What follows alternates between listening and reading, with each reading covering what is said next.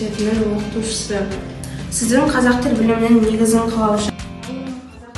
Алматыда осы тіл білімі саласында еңбек еткен, ол қазіргі Абай атындағы педагогикалық университетте сабақ берген, декан болған, кафедра меңгерушісі болған, қазақ тіліне сабақ берген. Ол кезде ол оқу орны Қазпи деп, Қазақтың педагогикалық институты, қысқаша Қазпи деп аталған. Ол кісі сол кезеңдегі тілдің қажетті мәселелері, әліпбиді жетілдіру, ол кезде латын графикасымен жазып жүрдік. Жазу ем Абай туралы, Абай Құранбаев данышпан ақынымыз Абайдың еңбектері туралы жазған мақалалары, Қожа Ахмет Яссауи туралы жазған мақалалары бар екен. Басқа да көптеген еңбектері қазір зерттеліп, мынау студенттерге, басқаларға оқытылып жатыр. Оның ғылымға деген қызығушылығы ерте қалыптасқанын байқаймыз.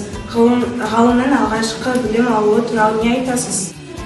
Ауданның Қосуақтан деген жұрынға жақын жағында дүниеге келген, осы жерде алғашқы кезеңде ауыл молдасынан хаттанған, одан кейін бар биология сияқты, тарих сияқты пәндерді оқытқан екен. Сондықтан Жұбанов араб тілін өте жақсы меңгерген, араб тілімен қатар ескі қазақтың түркі тілдерін, соның ішінде қазіргі өзбек, қырғыз, түрік сияқты тілдердің жақсы меңгерген. Сонымен бірге ол Орынборда білім алғаннан кейін орыс тілінде өте жақсы білген. Және өзіміздің жұрында 2 жыл орысша оқыған. Сондықтан ол 13 тіл білген деп айтылады, бір еңбекте 18 тіл білген деп есептеледі. Сондықтан ол көп тіл білетін полиглот ғалым екен. Батқан кезеңде еңбек еткен. Сондықтан осы кезеңде қазақтың терминологиясына қалыптастыруға көп үлес қосқан адам екен.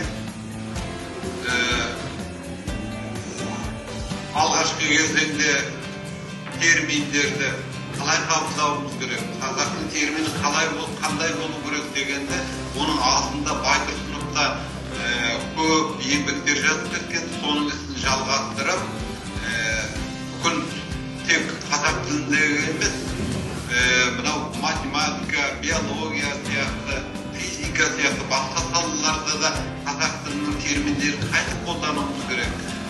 Анау геометрия, алгебра дегендердегі терминдер, тарихтағы терминдер, соны қалай жазуымыз керек, соның барлығының теориялық заңдылықтарын жазып кеткен секілді. Ғылым саласын жалғастырып жүрме? Жұбан деген кісіден 2 бала болып туған. Құдайберген үлкені, оның інісі Ахмет Жұбанов. Құдайберген Жұбан тілдің үлкен ғалымы, профессор болды, ал оның інісі Ахмет Жұбанов музыкант болды.